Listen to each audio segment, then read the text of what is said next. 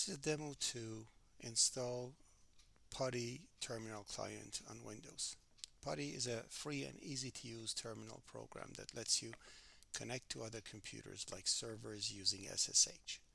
For example, for OP244, you use PuTTY to log into Seneca's Matrix Linux cluster from your Windows PC. This is where you compile and test your assignments before submitting them. With PuTTY, you can quickly access Matrix and run the submitter program to hand in your work. It is a simple way to work between Windows and Linux without leaving your desk. So how do we do this? Let's open Chrome or any browser and just search for PuTTY. Usually the first thing that comes out is download PuTTY. So click on download PuTTY free SSH and then download PuTTY again. Then select the type of OS that you have. Mostly the operating systems are 64-bit, so we're going to go for that. Probably yours is going to be the same.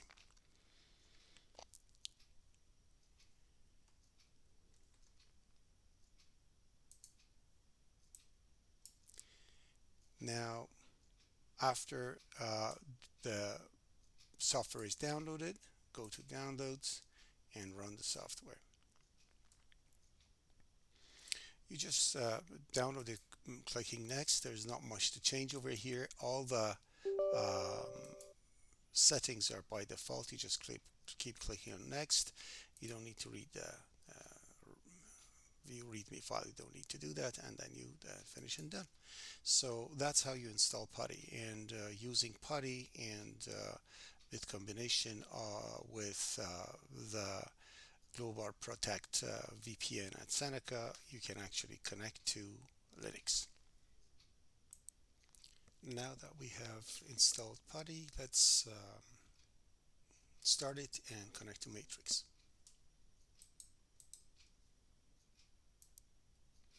Before starting PuTTY, make sure that you're connected to the Seneca VPN. And now let's start PuTTY. As you see, another application installed over here called PuTTYGen. We're going to use this later on to create SSH keys. But for now, I'm going to add this to the taskbar so I can start it later. And now I'm going to start PuTTY. In here, I'm going to write matrix.senecapolytechnic.ca. And I am going to go to data. In here, I'm going to write my login name so it doesn't keep asking it. It won't keep asking me. So it's fsolima-stu. That's my student ID. And probably change the appearance and make the font a little bigger. So I'm going to make it 14 and make it bold. Click OK. Now I'm going to go back to session and name it something over here, Matrix, and save it.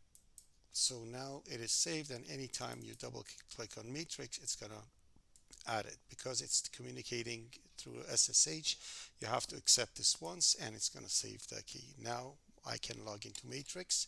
So in here I'm going to enter my user ID.